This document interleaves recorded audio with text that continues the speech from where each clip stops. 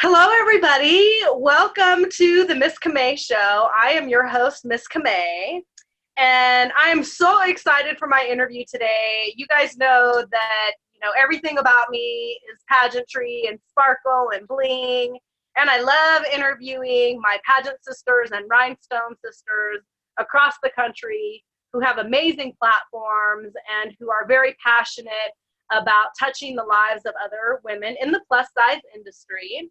And I have the honor today of interviewing Shatwaina Lester. Welcome to the show, Shatwaina.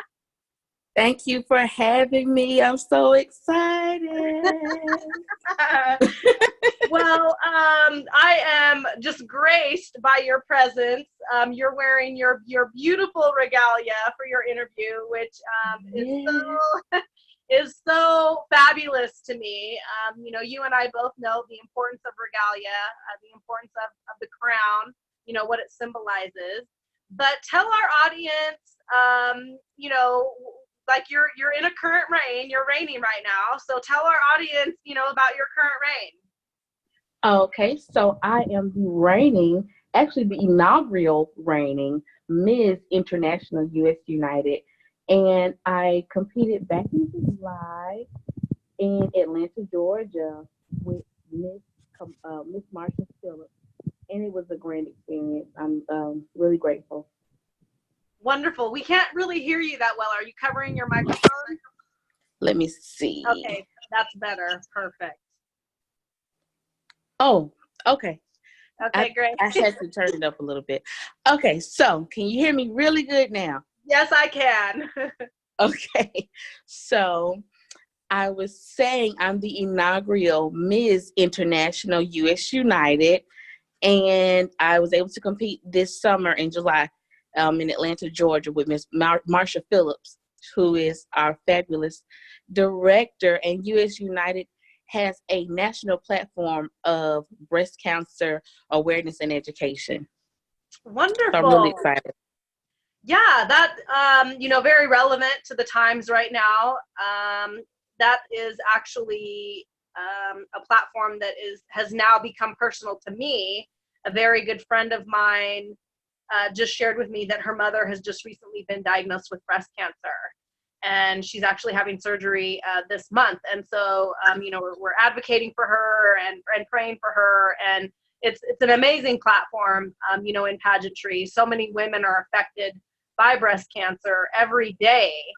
And, we really need to force the medical community to share with us the cure for cancer. Cancer is big business. Cancer is big business here in our country, and we definitely want to do everything that we can to save lives. Right. So that platform that's specific to the pageant, correct? It is. Okay, and tell us a little bit about that pageant system. We know that every pageant system is different. We're going to get into your pageant that you are the director of a little bit later in our interview, but talk about the current pageant system and give our guests a little bit of information on that platform, on that system. So, as I said earlier, the director of the U.S. United pageant system is Miss Marsha Phillips, and she actually lives in Georgia, where she also runs the pageant. Marsha is absolutely fabulous. She puts together a fabulous production. We have a princess program, which I'm extremely excited about. My baby's only 2, so she can't participate yet. But we have the preteen, the teens, the adult divisions. It is pretty much room for everybody to come over to U.S. United and compete. The fees are really affordable. We do fundraisers to help gather entry fees. And Marsha is an easy person to talk to, and she's very open. We're actually doing a fundraiser right now called Stuffing Out Breast Cancer Photo Competition, which is still live now on Facebook, so everybody can go and cast a vote for just $1 for your favorite picture, or for me, as I'm competing in that as well. So we are raising funds to be able to assist with women getting their mammograms. this is what these funds go to. So when we do extra fundraisers, the pageant itself, they also donate to an organization in Georgia to be able to provide mammograms for women. Nice. It's so needed. It's so absolutely It needed. is. It Beautiful. is. And so when you said you competed this summer, so when does your reign end? When will you be crowning your successor? I'm supposed to crown my successor next July in Atlanta, and I have a plan of not doing it. Oh. Well, I'm joking. I don't know. I don't think I'm ready. You know, you think about a year is over so fast, especially when you're working, and then you have to give it away to some right. other deserving queen. Yes. But you know, it's Yes. gonna be bittersweet. But Yes. I know that the lady that fills my shoes is gonna be phenomenal. Yes, absolutely. For those of you who are watching who might not understand what crowning your successor means, as Ms. Lester shared, our active reign is a year long. So when we compete in a pageant and we win a title, we come back the following year as an outgoing queen, and the new delegates that come in and compete and who win, we actually crown them. And so that's what crowning our successor means, basically passing the torch. It is our responsibility as reigning queens with any pageant system that we are representing, that we are an example to our rhinestone sisters. We are, a mentor to the women that come after us in, how we represent the pageant, how we represent the platform, and like you said, the work that we do when we are a reigning queen. So talk to me a little bit about the work that you're doing as a reigning queen. Okay. So my platform has been for the past few years, HIV education and awareness.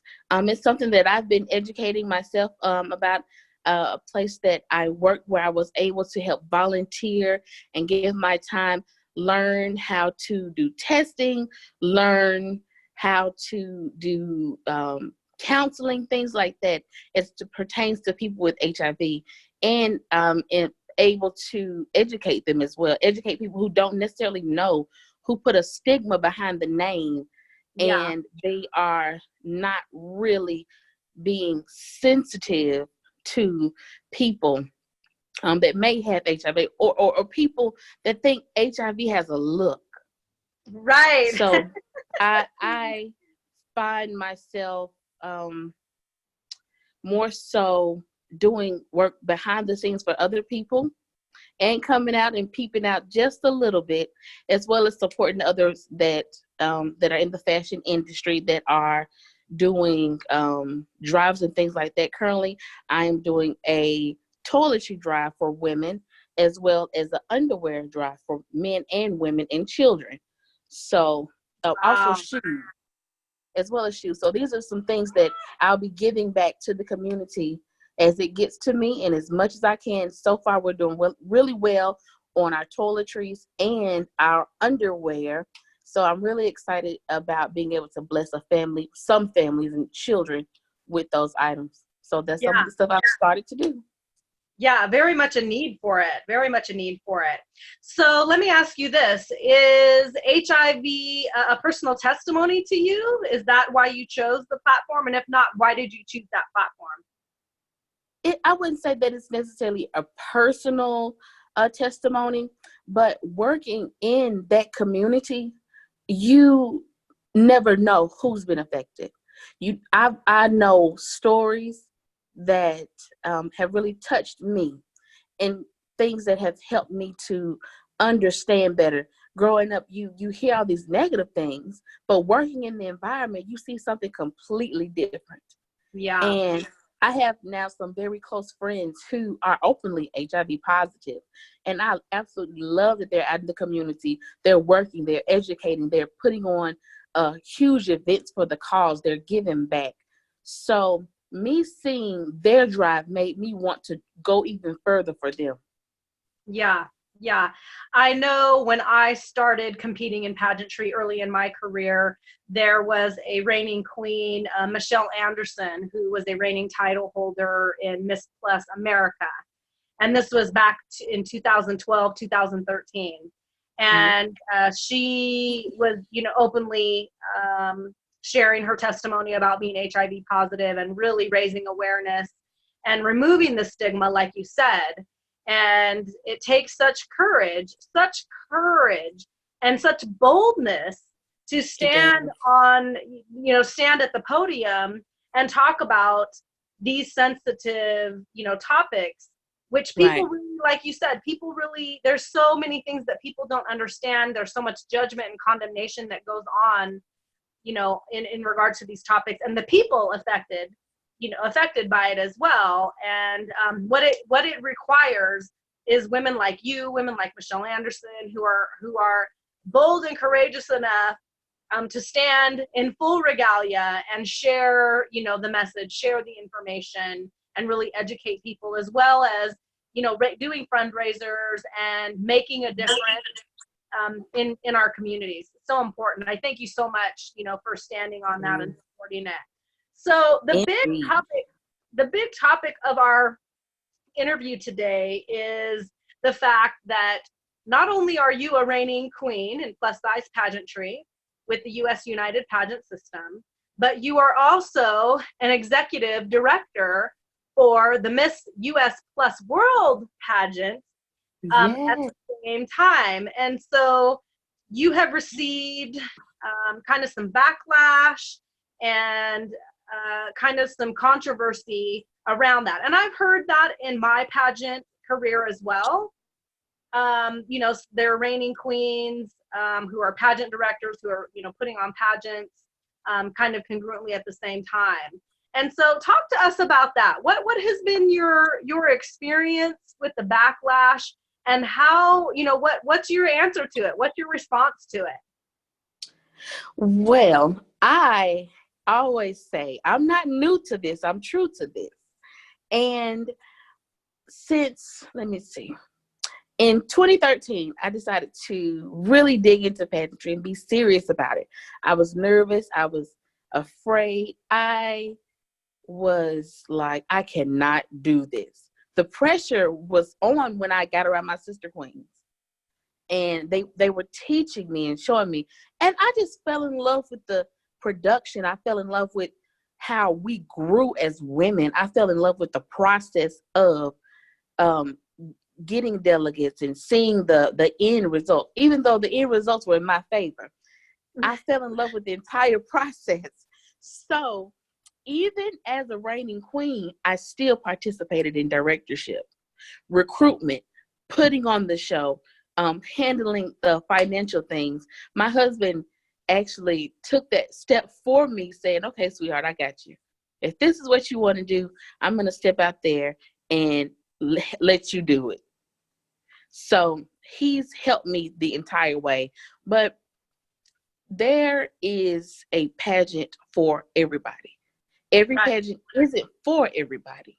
Yes. I don't think that U.S. United necessarily is a pageant system for every single person. Just like I don't feel like Miss U.S. Plus World is for every plus size woman. Yes. So that is just my personal opinion. Yeah, I But agree. I totally agree with you. Every pageant you system have is different. you have to figure out what is best for you. When it comes to a look, what's best for you, how you feel. Now, if you really want to get serious and dig into pageantry, you have to be bold enough to step out there and get into a system that might not necessarily accept you. And when I say accept you, I'm saying in the sense of I'm going to not prepare for a pageant and compete, Yeah, which is knowing that never a everybody good around idea. me, yeah, knowing that everyone around me has really got serious. They decided to find a look that was best for them. They went to train and learn how to walk in the proper heel for them, the right foundation, the right makeup, the right hair, all those things So essentially, I don't feel like every pageant is for everybody. You just have to find one that fits your needs. So as it pertains to me as a director, I know every girl will not see Miss U.S. Plus World as their cup of tea. Every full fee won't see Miss U.S. World as their cup of tea. But guess what? Miss U.S. Plus World is tea still. So, so I look forward to still competing in other pageant systems and bringing something to the table at that pageant system. As a queen, that's my job. So no matter where I compete at, I'm going to bring fruit. Yes, yes. So what would you say to somebody who thinks that you cannot be a reigning queen and a director at the same time? You can do anything you put your mind to. I can't remember a time that I did not direct and compete. Yeah. I was a reigning queen for All World Beauties. And I directed the Alabama Plus America pageant. And I did that for 4 years. So Wow. every time that I've competed, I've been essentially directing. I might have backed off some, but I still did it. And it gives me great courage when I'm reigning with my queens and I'm training with them as well. It says to them, you know, our leadership is not just telling us something that she hasn't experienced or something that she's not experiencing now. I want them to know I'm here with you 100%. I don't want you to feel like you're going through this alone. Nice. That is a very, very great point. And I think, you know, for anybody who might say you can't be a reigning queen and a director at the same time, the point that you made about leadership, you are a reigning queen. You know what it takes to win. You also know what it takes to put on a pageant. And, you know, you're the leadership. You know, when you are a pageant director, you are leadership. And you cannot, in my opinion, if you haven't walked the walk and talked the talk and have competed in a pageant system and won a title in a pageant system and recruited other delegates into the pageant system and, you know, as a reigning queen, as an outgoing queen, become involved within the pageant system and understanding the production itself when it's going on, you know, all of those responsibilities come into play, you know, as a director. And so, Right. you know, you made a very good point. You know, there are some women who come into pageantry and, you know, they just compete. Some win a title, some don't, and that's enough for them. You know, so the message here is that you can compete in a pageant. You can find a pageant system that, you know, is well in alignment with you and your brand, and you can compete in the pageant, and you can win a title in the pageant system, and you can go on and become a pageant director. You can go on and become a pageant producer. You can go on and become a pageant, you know, a stage manager, a choreographer. All you know, of the above. Right. Myself, I'm the sponsorship director for Miss Plus World. And if I didn't understand what was involved in number one, competing, and number two, putting on a pageant and the costs associated and the expense associated with that, I wouldn't be effective as a sponsorship liaison because I wouldn't really have the understanding nor the experience. So, Right. you know, you made a great point. It's about the leadership and us, you know, leading the industry, leading the platform, if you will. Right? Right. Yeah. Right. In preparation of our interview today, I had a few ladies reach out to me and wanted to ask you some questions. And crazy as it seems, these three young ladies, they all would like some information about Miss U.S. Plus World. So let's talk a little bit about that.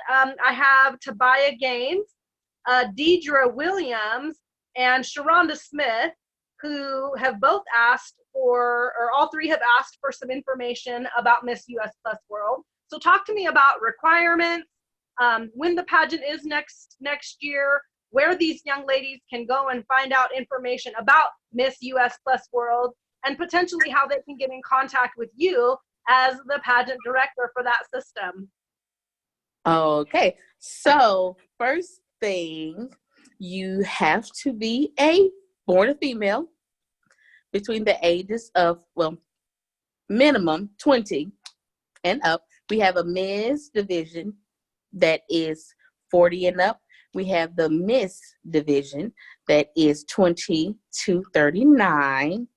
The pageant will be held next May 14th through 16th in Birmingham, the historic, beautiful Birmingham, Alabama, Nice. at the Encore Theater. And you can visit our website, www.missplusworld.us, like United States. And all of the lovely details are there. You can also send me an email to executive director at missplusworld.us. And you can give me a call or shoot me a text message at 205-660-0039. Nice, nice. So talk to me about the areas of competition in Miss U.S. Plus World. So my favorite part of the competition is state costumes. That is my absolute favorite part of the competition, because you're able to get really creative and put together some things that are important about your state, your area that you live in, and present it on the stage in a very creative way. We have evening gown as well. So those are our only two stage competitions. However, we do have interview. Interview is going to be worth 20% of the scoring, whereas evening gown is 40 and costume is 30. So we're going to somewhat, this is a surprise, skip on stage question. And when I say skip on stage question, we're going to give them a freebie. So we will have on stage question, but I'm not going to be too tough on the girls about it. It's more so for training purposes. Yes, that on stage question, as a coach, as a pageant coach, that is probably my number one coaching topic, is the onstage question. And it's challenging to, especially for someone who's never competed in pageantry before, who's never had an onstage question before. Right.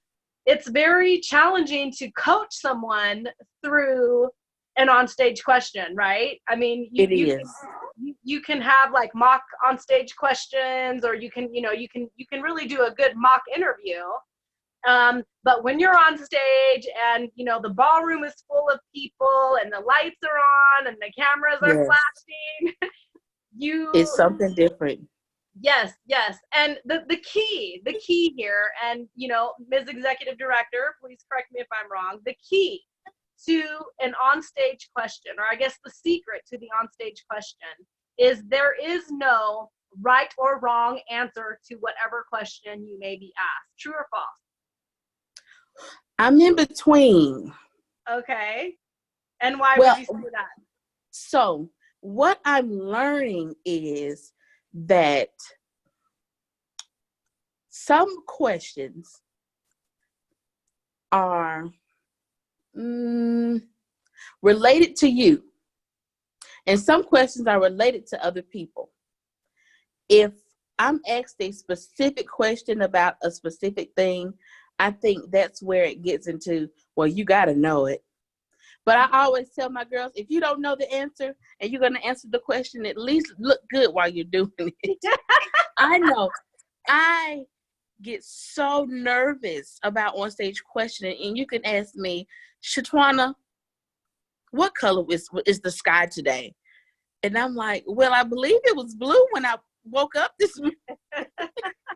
And I might say it just like that. It's not necessarily, well, you know what? I have to retract my statement, because you just made me think about something. It is true. Because how we say things can have such an impact on how people receive it. Yes. Yes.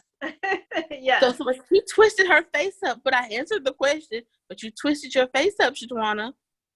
The Right. on-stage question is a full package question. Right.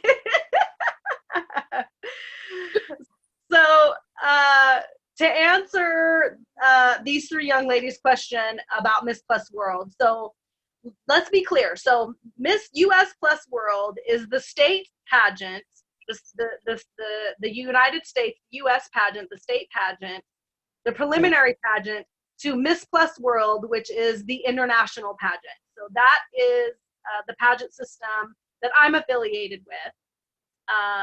And so yeah, the young ladies who compete in Miss U.S. Plus World in your pageant for the U.S., Yes. the winners of each division, the two divisions that you described, they actually advance to Miss Plus World to compete in the international pageant in the specific Miss or Ms.